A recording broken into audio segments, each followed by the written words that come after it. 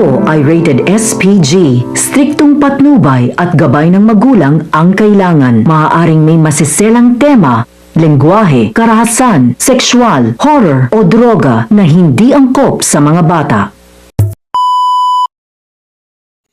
Noon sinabi ni Lindon, walang sinuman na makakapagpabago sa isang tao, kundi ang sarili niya. Naging desperado at malaki ang pagsisisi ni Lindon sa nangyari sa nobya. Siya kasi ang driver noon nang nabangga ang kotseng sinasakyan nila.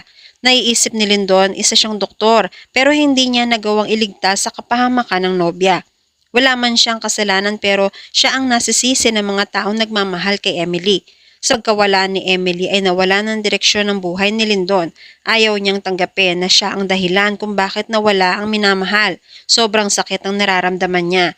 Nagawa niyang gumamit ng morphine para malampasan niya ang bawat araw nang hindi iniisip si Emily. Sa bawat paggamit niya, nawawala sandali ang sakit. Hindi na niya namamalayan na nasosobrahan na siya at nakadepende na siya dito. Nagkaroon siya ng mood swings, minsan mabait, minsan masungit. Marami ang nakapansin. Hanggang sa nahuli siya ni Carlos. Nagawa ni Lindon na i-blackmail si Carlos para hindi siya matanggalan ng lisensya. Kapalit noon isisikreto niya ang lihim ni Carlos. Matapang si Carlos pero hindi niya rin kayang mawala si Lineth. Hindi man siya pumayag sa gusto ni Lindon, wala siyang magagawa dahil para rin ito sa pagbabagong buhay ni Zoe.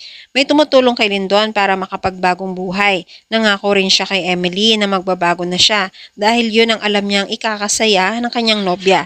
Gusto rin niya makipag-ayos na kay Annalyn. Magkasama sila sa symposium. Binigyan ni Lindon si Annalyn ng wafer sticks para maging maganda ang mood ni Annalyn.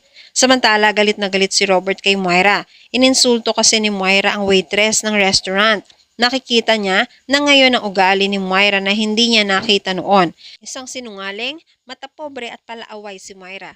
At yan ang dapat natin pakaabangan sa abot kamay na pangarap. Kung gusto niyo ng mga ganitong klase ng video, please like this video and please subscribe to my channel.